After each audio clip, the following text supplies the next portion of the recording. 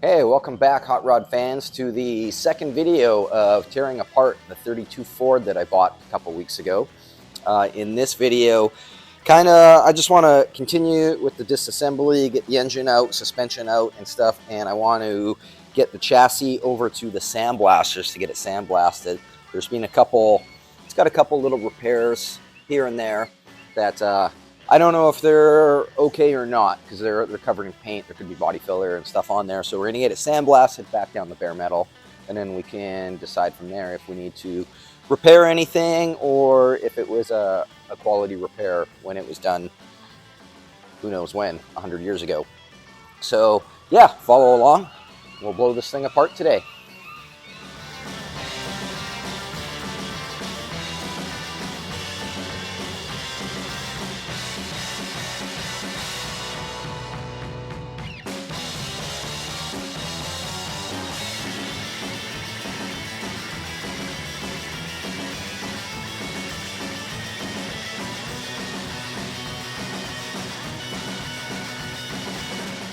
We're gonna start with taking the engine and transmission out first. For anyone that is new to this channel and doesn't know what we're doing, I bought this 32 Ford a few weeks ago. Just got it last weekend. It took a while for it to get shipped. It came from just outside of London, Ontario. Had it shipped to Carl's place at Make It Custom, because Shannon and I, we were on vacation at the time. So it sat at Make It Custom for a little bit, and then we drove it back here. So at one time, this wasn't running and driving car. In fact, when it drove in here, it was a running and driving car. So yeah, it's an old hot rod from Ontario that we're just gonna take it apart, clean it up, fix a couple things, and put it back together. This car is being converted to open drive, which means it has a regular drive shaft rather than a torque tube. Originally it would have had a torque tube. This was done by basically this 3-speed top loader transmission is out of like a 47 to 52 Ford F-Series truck, and it's basically the same design as like the earlier, like the 39 Ford top loader 3-speed, except for it has a regular end on it to accept the drive shaft. The rear end it also looks like just like a 48 to 52 Ford truck. So the nice thing about it is you can take the drive shaft out, which makes changing the rear end or pulling the engine and transmission a little bit easier than if it still had the torque tube. So we'll save this. Mostly we're just going to use the ends off of it. The rear end, if you remember from the first video, the rear axle is too far forward. So we got to move it further back to get the wheelbase right, which means this drive shaft is going to be too short, but we can still use the ends with the U-joints and the yoke and everything and just replace the tube in the middle. So we'll hang on to that.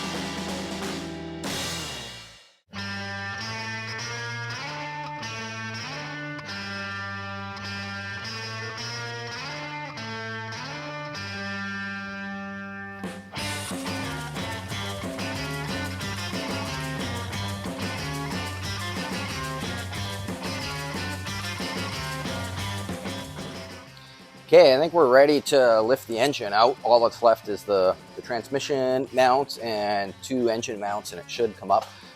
For those of you that have seen my videos before, I've explained how I've got this super cool little chain hoist that rolls the whole length of the shop, which is great, except for it's in like the most awkward spot of the shop. So what I've done is shuffled the third wave Roadster over, and then I'm hoping to be able to sneak between this post and this Chevy truck chassis here and pick the engine up, then roll the chassis out.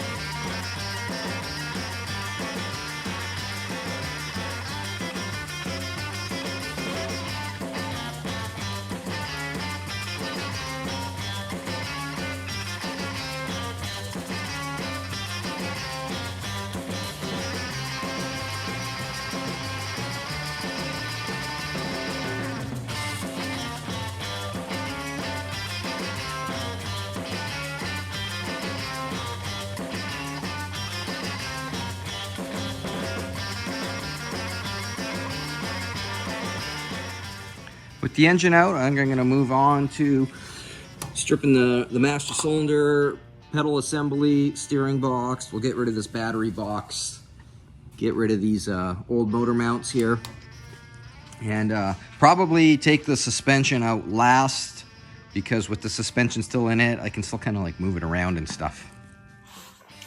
I probably won't use this battery box again, but I'm going to hang on to it in the meantime, just because I don't know where else to mount the battery yet. In a coupe or a roadster, I usually just mount it in the trunk, but this car, being a two-door sedan, doesn't really have a trunk, and I'm not sure how much back seat room I'm going to have. The car has to have a back seat. That's the main reason why I wanted to build a sedan, was just so that I had room for Doris and friends and stuff to ride around in. And I don't really want to mount the battery under the back seat, because that's kind of a pain in the ass to get to if you needed to get to it. But then again, having it under the floor is also kind of a pain, so I'm still brainstorming on that, where to put it. We got some time to figure that out yet. But in the meantime, we'll take this guy off, because it probably won't go back here. There, that's all the 1/4 inch bolts. Now there's a 3/8 bolt. I think that's a metric bolt. There's a variety. Use a lot of tools out of the toolbox taking this car apart.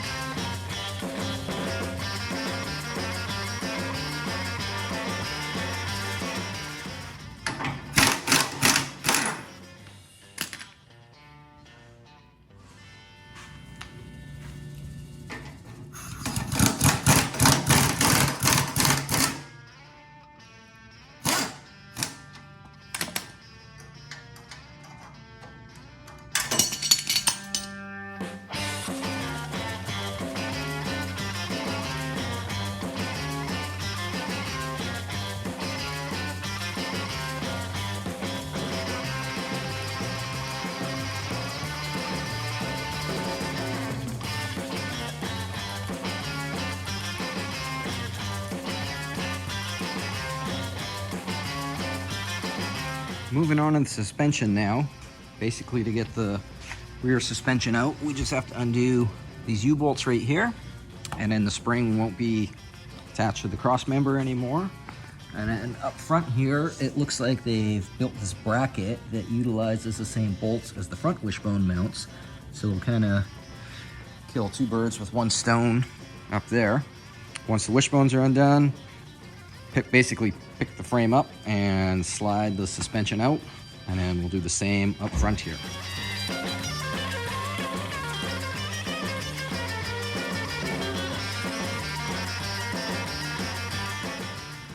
This all came apart. I think this little wishbone cup is broken.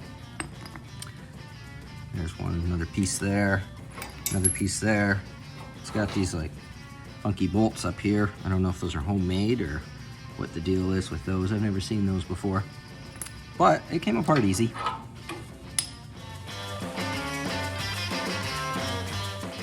Okay, so in theory, I should be able to pick this thing up and walk forward with the chassis, and the rear end should stay behind. I got jack stands. Oh yeah, it's gonna work. I got jack stands set up so that I can set it down like that, and we're free. Yeah.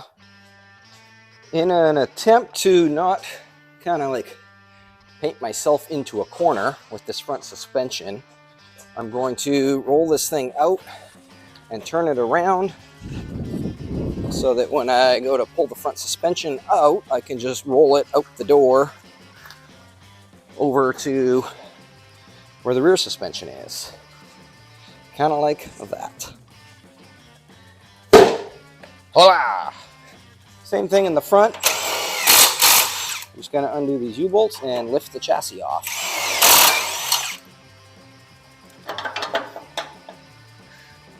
I might need a hammer.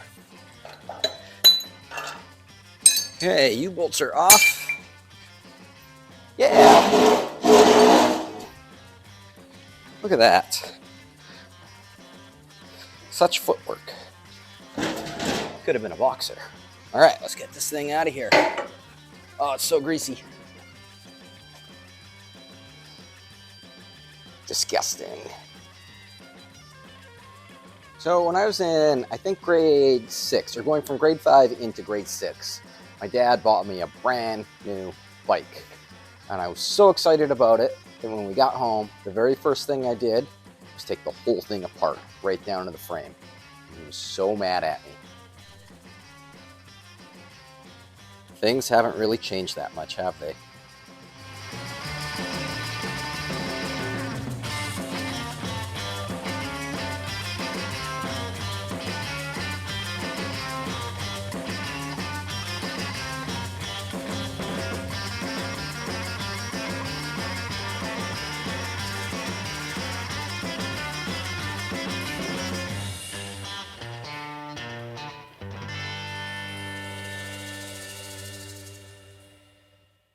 So I just talked to Scott, the sandblaster, and he can't take the frame until Thursday. So today's Friday, that's 6 days, which I'm not surprised. I probably should have called ahead, but I hate calling ahead because then you have a deadline that you have to meet and sometimes stuff comes up. So it's not a huge deal though. That's not going to set me back at all. So what I'm going to do now is get this firewall. I'm going to get it sandblasted at the same time. It's covered in some kind of like bed liner. So before we send that off to the sandblaster, I'm just going to take just like a little butane torch and a scraper and kind of scrape and melt that undercoating off, because the sandblaster charges by the hour. So the more prep work I can do for him, the less time he spends on it, which means the more money I save. So that's going to be the next step.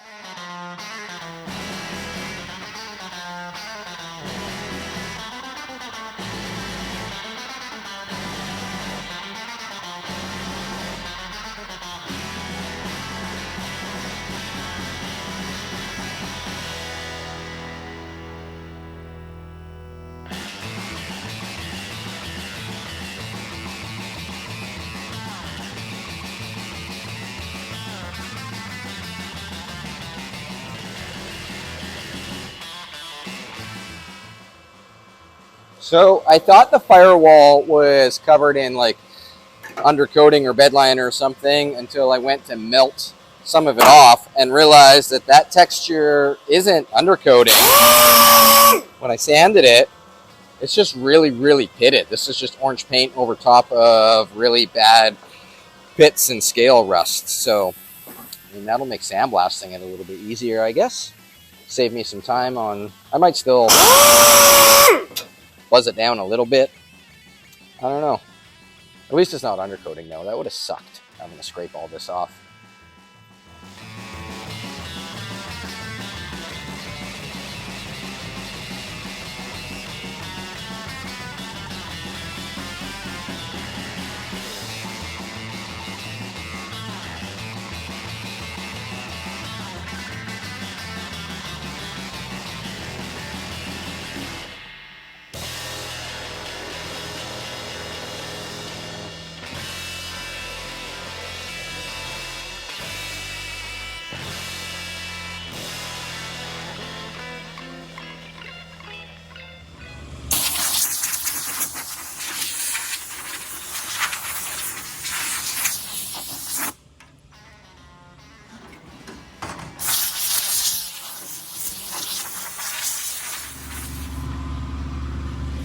I don't know if that did much good or not, but I mean, if it saves them a half an hour of sandblasting, then, you know, that's like, I think he charges $125 an hour.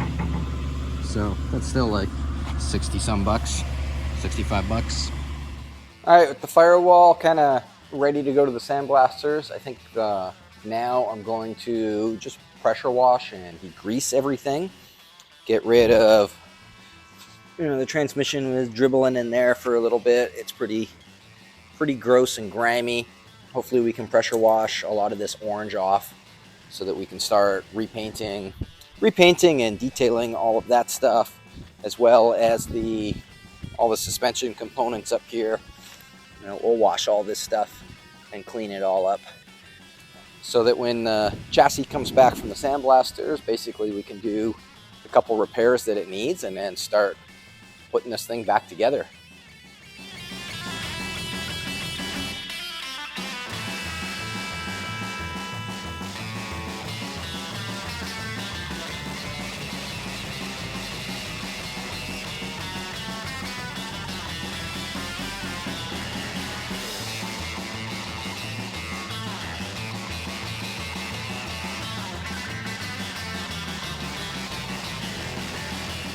Water on. We got some hose, a little bit of a leak. That's fine. Cool. Should be. Oh yeah. All right, let's start pressure washing.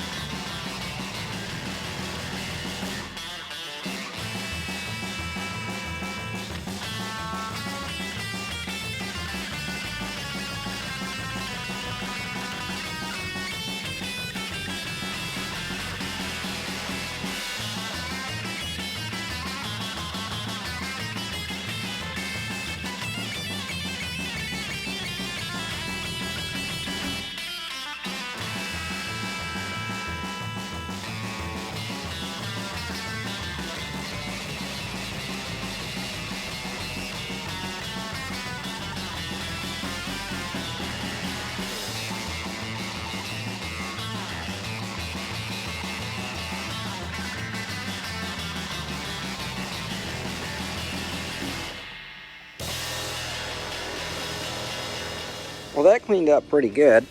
I just grabbed a drill and this little wire wheel guy and kind of just gave this a quick little wire wheel, and it's cleaning up okay. Honestly, I thought the paint would kind of come off a little more with the pressure washer, but it seems to be stuck on there pretty good. So I'm gonna give it a little go with this. I don't know how into this I am. It's kind of tedious, but I got nothing else to do right now, so we'll try it.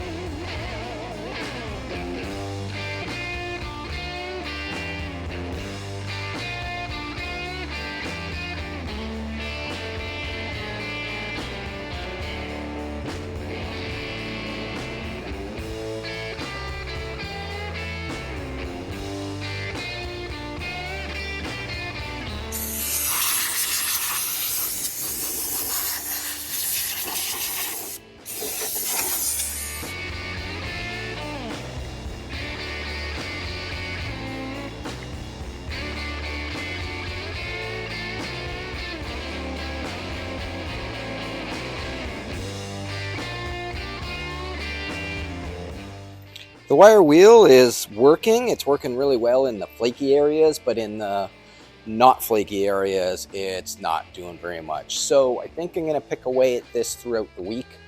I think I'm gonna put some paint thinner on it, actually. Hold on, I'm gonna clean my lens. Okay, is that better? Can you see better now? Okay. Yeah, I'm gonna pick away at that throughout the week. Put some paint, not paint thinner, paint stripper. I'm gonna put some paint stripper on the thick spots and kind of let that soak in and do its thing. Thursday, the chassis goes over to the sandblaster, so we can get that sandblasted. Then on Friday, we're actually heading to Mission Raceway Park for the BC Historic Hot Rod Reunion, which is a big reunion of 3, I think maybe 4 of some of the oldest car clubs in British Columbia and Canada. They're getting together at the racetrack to have a big historic hot rod reunion. Basically, there's going to be a bunch of iconic British Columbia hot rods there. So we're going to take the Roadster over there and hang out for the day. We're going to head over Friday after work, and then the show's on Saturday. So if you're heading to that and you see us, make sure to stop and say hi. In the meantime, make sure you check out the website, lgspeedcustom.com, and get yourself a hot rod shirt. We've just actually recently added some stickers to the website. Let me show you here. These guys, we've got some Roadster ones and some LG ones. So those are up on the website. Go check them out. Also, thanks to the Cavaleros. All the music in this video, once again, is done by Victoria's Surf Band, the Cavaleros. So go check them out. thecavaleros.com. Get yourself a shirt from them and support them because they support us. In the meantime, we'll see you later. Thanks for watching. It's so fast.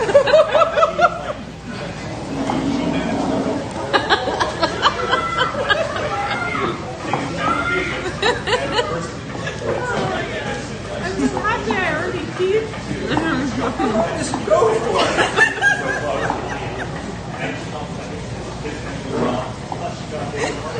Well, it's really enjoyable.